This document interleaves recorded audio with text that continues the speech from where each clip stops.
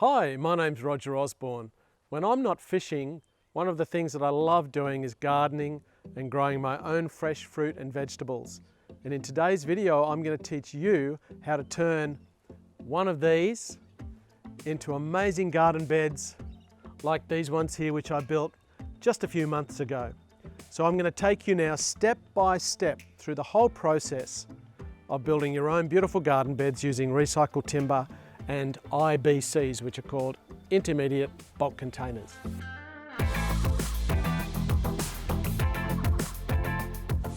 In this video, we are making what are called wicking beds. The beauty of a wicking bed is the water-saving and self-watering aspect. You can go away on holidays for a couple of weeks and your plants will thrive.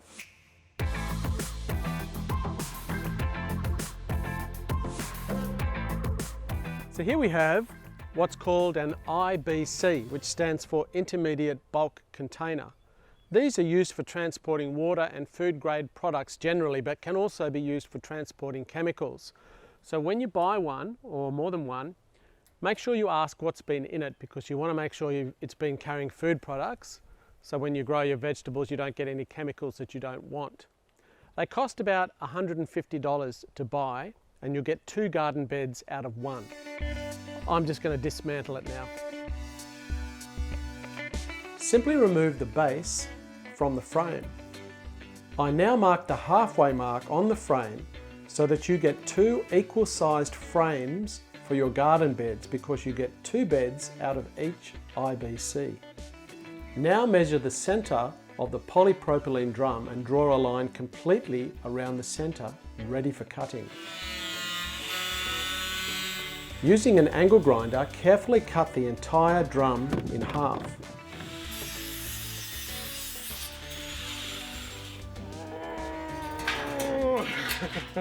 When positioning your wicking bed, place the cut metal struts at the bottom so that you don't have sharp metal edges poking up, and you have a nice smooth framed edge on the top. How good is that? It's a good idea to give your IBCs a rinse before you start filling them up and getting them ready, because sometimes there's some detergent or residue, even though they're food grade. So I make sure that I give them a good rinse with the hose, get any impurities out before I start building the garden. I now have my wicking beds in position, and it's super important to make sure that you have them on a level platform. I've got a slightly sloping block here, so I've had to level out the soil and make it level for them, but they're now ready to go. And the awesome thing about creating a wicking bed is that because you're not really surface watering much and they're drawing the moisture up from underneath, and you fill the reservoirs, that you can go away on holidays for a week, 2 weeks, and your gardens will flourish, because all you need to do is fill up the water reservoir before you go, and the plants will draw the water up by themselves. I've been down to Bunnings, my local Bunnings, thank God for Bunnings, and I purchased some PVC piping, which is going to be for my inlet pipe, and also I have my ag pipe. You can buy ag pipe which is either covered with this sock or uncovered, it doesn't really matter. So I've got my ag pipe, and also I've got my Geodesic cloth, which is actually called here, it's just called drain matting. So I'm going to get started on putting these components together. Now it's time to drill some holes in the side of the drum for my overflow valve pipe to go in.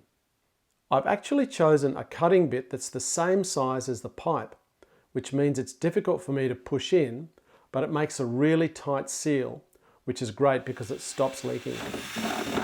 We'll need to adjust the height of the overflow valve, but not until after the water reservoir step is complete.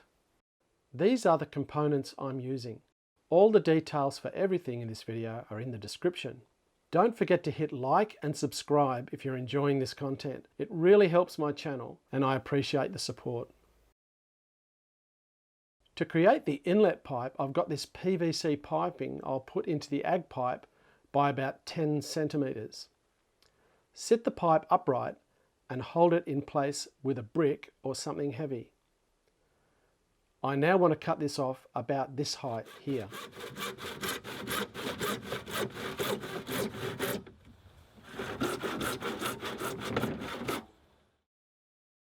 Make a coil of approximately 3 meters of ag pipe at the base of the wicking bed. This will be held in place by the blue metal layer. For the water reservoir in the base of the wicking bed, I use blue metal that I buy at a local nursery. I then fill it up to the desired height in the wicking bed. The total height of each wicking bed is 50 centimeters. You actually only need a soil layer of 25 centimeters, otherwise the wicking doesn't work properly. So your water reservoir underneath is approximately 25 centimeters in depth, and then you have the soil layer on top. Cover the blue metal with geodesic cloth and have it coming up the sides of the container by about 10 centimeters. This will prevent soil from leaking down the sides into your water reservoir. So I've siliconed around the edge of my overflow valve just to make sure that's watertight. But the actual height of the waterflow valve needs to be in line with the top of the water reservoir part of the garden bed, which is the underneath part. So I now need to trim my pipe to be level with the top of the water reservoir so that if it rains, the water is able to overflow and not go beyond that point. This particular garden bed, I haven't put soil in yet on purpose, just to show you how the water levels work. I've got my geodesic material and my blue metal in there, and then we're going to start putting water in it, and you'll be able to see how the overflow valve works before I put the soil in. Now it's time to fill the beds up with soil. I use a premium garden soil mix from a local nursery. I later add organic matter like cow manure and various fertilizers before planting. The next step is to build the timber frame that goes around the outside of the garden beds. For this garden, I've actually put 3 garden beds back to back, so I am creating one long rectangular bed with 3 sections. I'm using 70mm by 40mm timber battens for my framework. These I screw to the metal struts of the framework of the IBC. It may be necessary to countersink the holes depending on what size screws that you're using.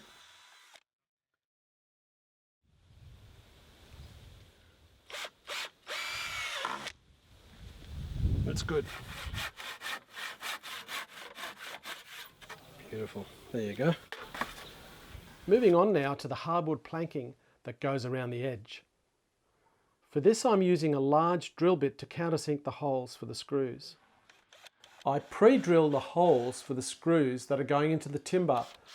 I use a drill bit that is slightly smaller than the diameter of the screw.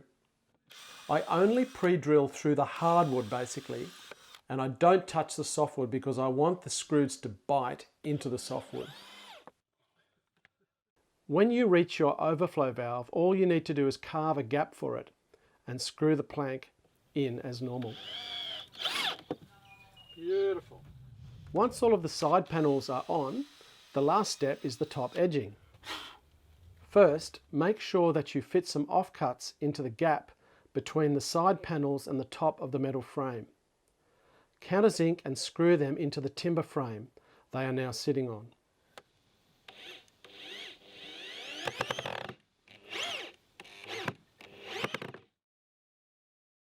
Next, using chalk, I place a mark to indicate where each screw is in the offcuts. This is really important because when you go to screw the top edging into the offcuts, you don't want to hit another screw. So wherever the chalk is, that is where you don't want to screw your top edging into.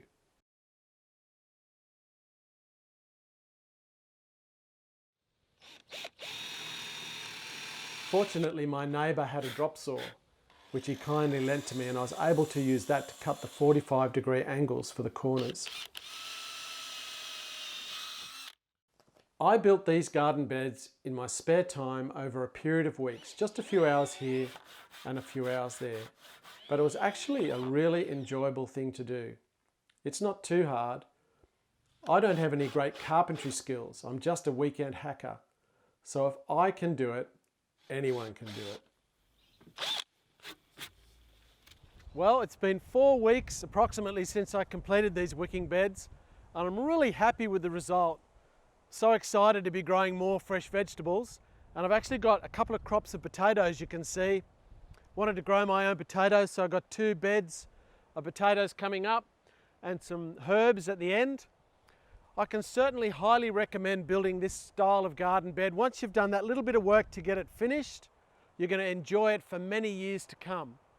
And if you're into fishing, make sure you check out some of my fishing videos or share them with your friends who are into fishing. If you've enjoyed the instruction in this video, make sure that you like and subscribe, and I look forward to seeing you in the next video.